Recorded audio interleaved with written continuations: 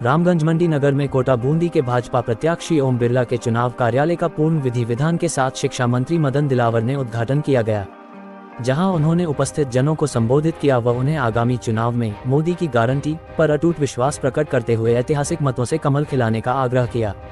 उन्होंने कहा कि देवतुल्य जनता व संकल्पित कार्यकर्ताओं का यह उत्साह बता रहा है कि कोटा बूंदी लोकसभा सीट पर भाजपा पहले से ज्यादा वोटों से जीत दर्ज करेगी।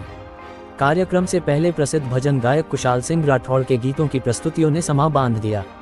कार्यक्रम को पूर्व फौजी देवानंद, पूर्व पालिकाध्यक्ष विजय गौतम, उपजिला प्रमुख कृष्ण गोपाल अहीर, जिला उपाध्यक्ष नरेंद्र काला, मंडल महामंत्री अखिलेश मैथवाल, बाबूलाल मेघवाल, सातलखेड़ी पूर्व सरपंच शांति बाई ने संबोधित किया और भाजपा को अधिक से अधिक मतों से विजयी बनाने का आह्वान किया।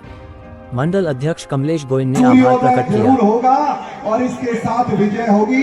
भारत माता की, भारत माता की। अब देखिए, अब तो आप में भी यदि थोड़ी बहुत देशभक्ति बची है, इस भारत माता के प्रति प्यार बचा है, इस देश के लोगों से प्यार करते हो और तिरंगे झंडा करते हो और भगवान राम को अपना आराध्य देव मानते हो, तो बीच चुनाव में कांग्रेस को लात मार के आ जाओ, कहो मोदी जी तुम्हारे साथ हो, इस देश के साथ धोखा नहीं कर सकता, आतंकवादियों के सहयोगियों को सहयोगों का समर्थन नहीं कर सकता, मैं देश के दुश्मनों का सहयोग नहीं कर सकता और मैं भ्रष्टाचारियों को साथ नहीं दे सकता। क्योंकि आपने तो कहा था कि धारीवाल की पार्टी तो चोर है, भ्रष्ट है और कौन सा रिवर बना उसमें खा गए हैं। अब ईमानदार कैसे हो गए भाई? अब कैसे ईमानदार हो गए? यदि हम बेईमानों के साथ बैठते हैं तो मैं बेईमान हूं कि ना हूं, लेकिन लोग भी मुझे बेईमान करने लगेंगे। इसलिए आपसे मेरा आग्रह है कि छोड़े सारा और छाड़ा छोड़ करके तुरंत मोदी जी से बात करें, भजनलाल जी से बात करें, सीपी जोशी साहब से बात करें कि गलती हो गई, मैं आता हूं। तुम कांग्रेस का प्रचार करो तब भी मेरी नाराजगी नहीं रहेगी, आप कर सकते हो, फिर भी तुम मेरे मित्र रहोगे, ऐसा मैंने कहा है, ऐसा बता रहे हैं लोग। मैं आपको कह रहा हूं, जो ऐसे लोग इस तरह का प्रचार कर रहे हैं वो भारतीय जनता पार्टी के दुश्मन हैं, मेरे दुश्मन हैं और उनको किसी कभी भी मेरा उनसे वास्ता नहीं रहेगा। यदि किसने कहा मैं भारतीय जनता पार्टी के साथ दगाबाजी नहीं कर सकता और मैं किसी को भी कांग्रेस के लिए वोट देने के लिए नहीं कर सकता, चाहे मैं 1000 बार मर जाऊं तभी नहीं कर सकता। मित्रों, इसलिए किसी के बहकाव में आने की जरूरत नहीं है।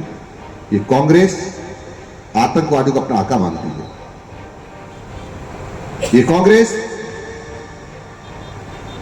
आतंकवादियों के लिए रात को 12 बजे सुप्रीम कोर्ट का दरवाजा खटखटाती है कि इसको माफ करो या इसके जो निर्णय दिया है उसको बदल दो।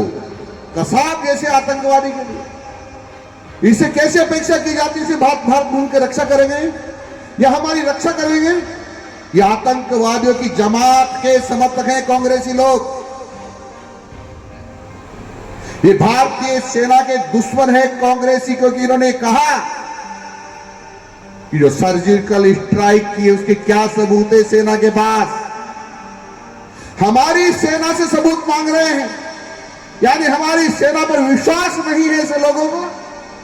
ऐसे लोग देश का भला नहीं कर सकते, देश की रक्षा नहीं कर सकते, देश की सुरक्षा नहीं कर सकते और देश का सर्वांगीण विकास नहीं कर सकते। जब मोदी जी ने देश संभाला यानी प्रधानमंत्री बने, उसके पहले हमारे देश का रेवेन्यू कुल मिलाकर के 5 लाख करोड़ रुपए हुआ करता था।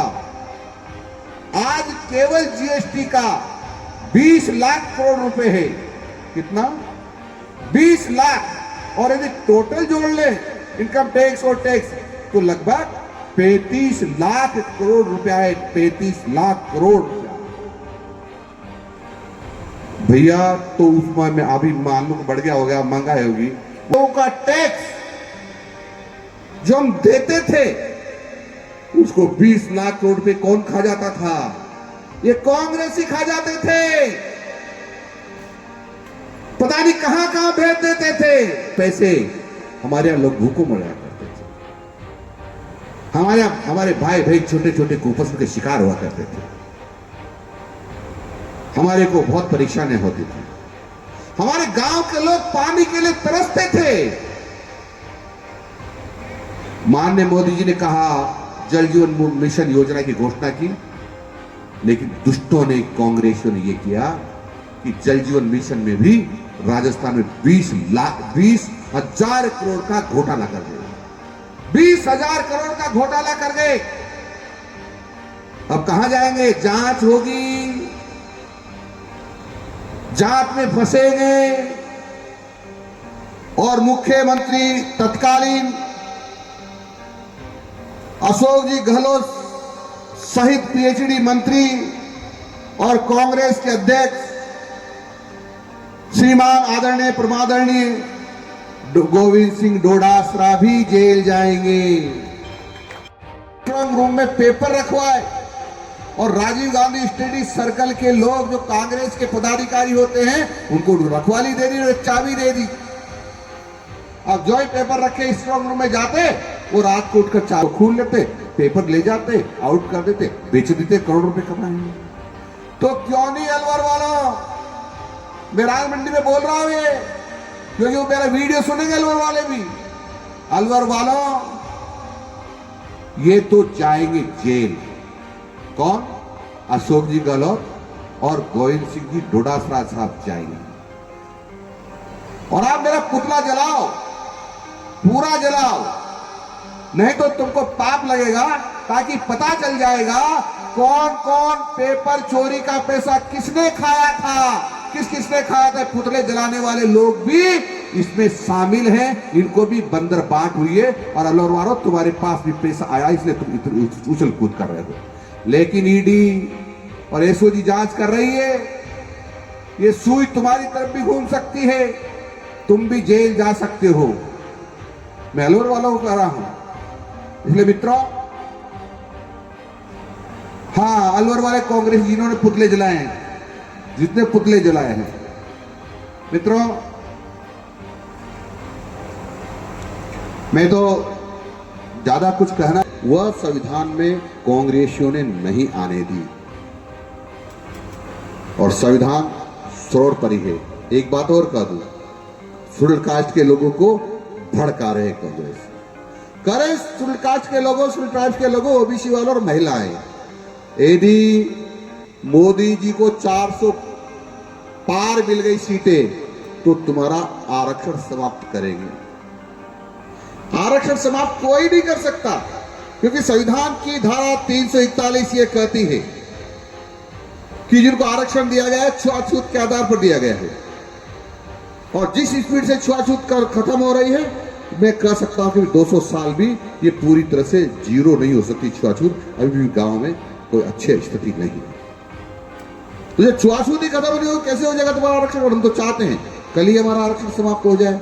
इसलिए हो जाए क्योंकि छुआछूत समाप्त हो गई। यदि कल ही 100% छुआछूत समाप्त हो जाती है तो हमको आपत्ति नहीं है। लेकिन जो स्पीड से बढ़ रहे हैं और जिस स्पीड से छुआछूत मिट रही है, उससे 200 साल भी संभव नहीं। और फिर मोदी जी ने कह दिया है, मोदी जी ने कह दिया मेरे जीते जी आरक्षण समाप्त नहीं हो सकते, फिर लोकसभा अध्यक्ष या मंत्री बनेंगे। इसी के साथ अपनी बात को समाप्त करता हूं। नमस्कार, जय हिंद।